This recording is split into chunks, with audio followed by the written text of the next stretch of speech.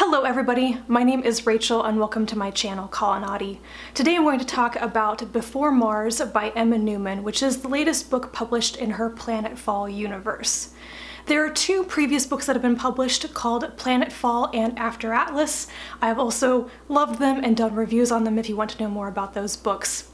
I'm of the opinion that all of these books can essentially be read as standalones because they are self-contained stories with their own protagonists, but at this point, after reading Before Mars, I also feel like I should point out that there is a broader story and a much bigger narrative being told kind of in the background of each of these, so you can stitch together the background events of all of the books and see a much bigger picture happening. And I think that that is becoming more and more important as the books progress, especially by the time I got to the end of Before Mars, and I was more interested in the bigger picture necessarily than the climax of this book. But my feelings are that you can jump in pretty much wherever you want to with this series so far. My thoughts on that may change after the fourth book, however. So, Before Mars. This book is very different from the previous two. I think objectively speaking it is, but also personally I had a much different reaction to this one. It may sound like I don't like it, and I want to say up front, I really enjoyed this book. It's just that my inner reaction to the main character has been very challenging for me, and I kind of want to work through that by explaining it in a video, I guess. So in this book, a woman named Anna, who is a geologist and an artist, is sent to Mars. A really unpleasant billionaire dude has exclusive rights to Mars and exploiting it, and he pays to send her to Mars to create artwork there that she can then bring back and he can sell for obscene amounts of money. For him it's all about the money. For her it's also a professional and an artistic experience. It's also a way for her to get away from her family. Anna is a wife and a mother, and she faces a lot of criticism when she chooses to leave the planet for about 2 years to go do this, to go to Mars, because she's leaving behind her husband and she's leaving behind her infant daughter. So the immediate outcry is, she's a terrible mother. What mother would do this to their child, to their family? But inside, Anna is happy about it.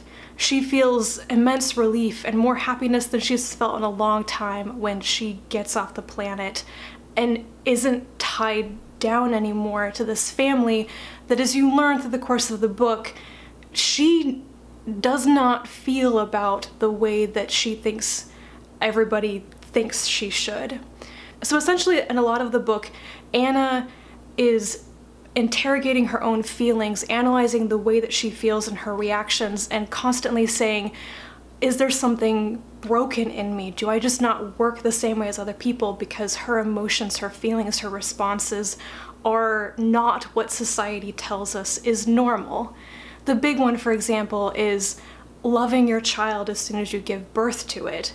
She's never felt that instantaneous rush of maternal love towards her daughter. She loves her daughter, but not in that way. So let's get straight into it. This is a really challenging notion, and I thought that I would have a different reaction to Anna as a character. I don't think I particularly like Anna as a person. She's just not quite my type of character, I guess. And as a professional, as an artist, I'm not interested in her that much either. But the fact is, I feel like I should relate to her in some way, because I'm a single woman who doesn't want to have children, and I'm not sure I would make a good mother or a good wife either. So when Anna displays this, I thought I should like seeing it.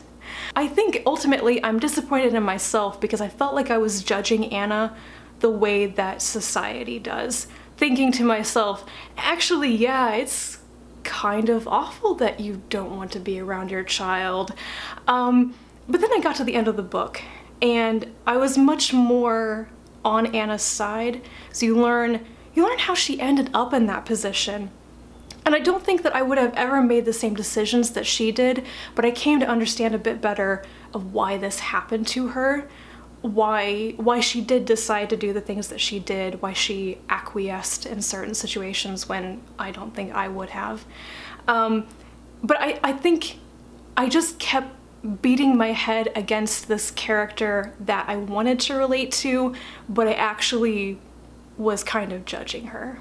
But I'm glad that I read the book. I think this is such a good topic and a good character and a good theme to write a story around. We don't have many stories about women like this, about people like this, but this idea we have ingrained in our society about motherhood and women as mothers and how you should feel and how you should think about and care about your children and your family and everything.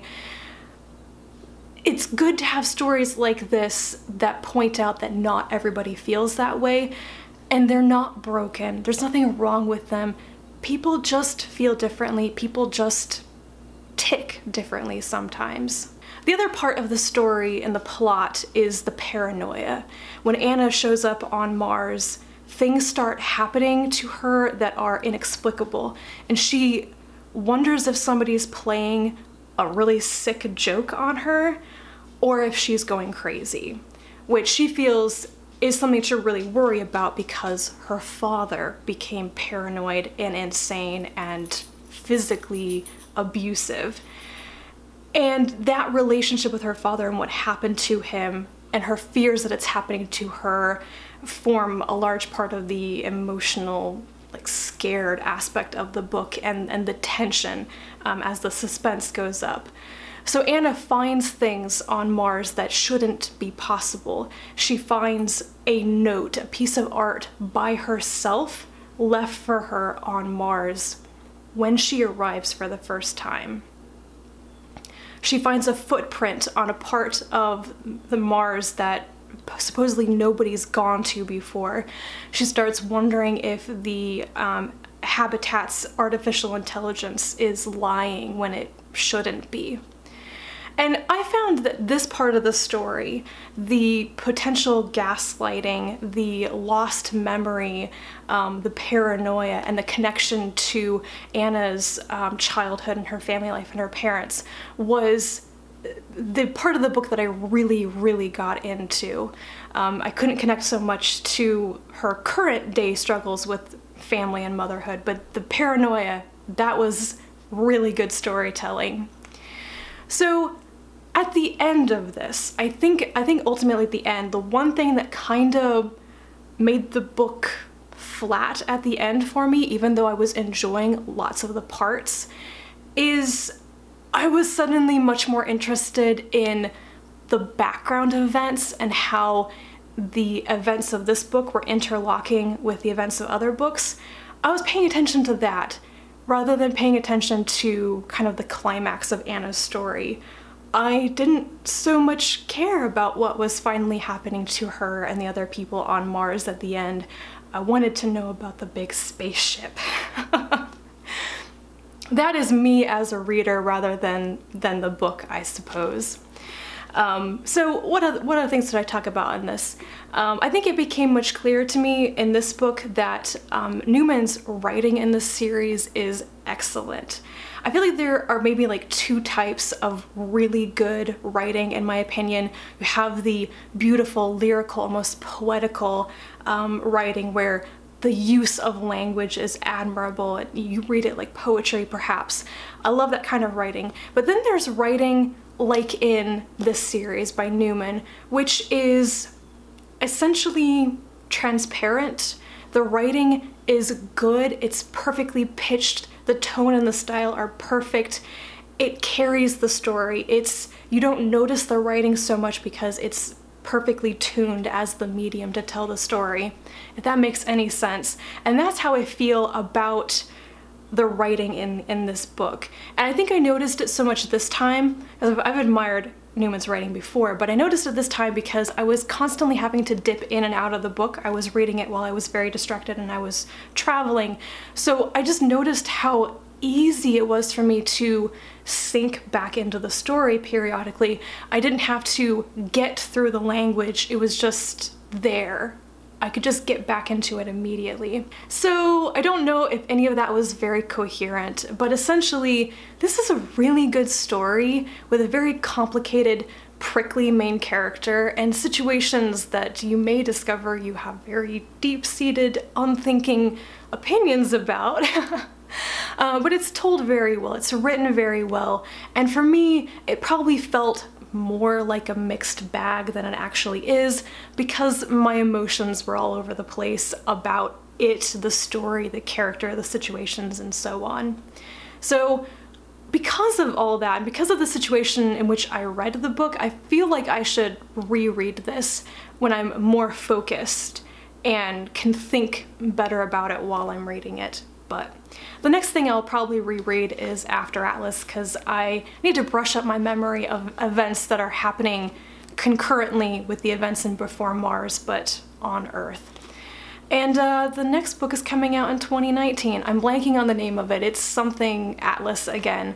But now, after the ending of this book and the ending of After Atlas, I really can't wait. Thank you very much for watching this video, which is probably all over the place, and I will talk to you again soon, and until then, bye.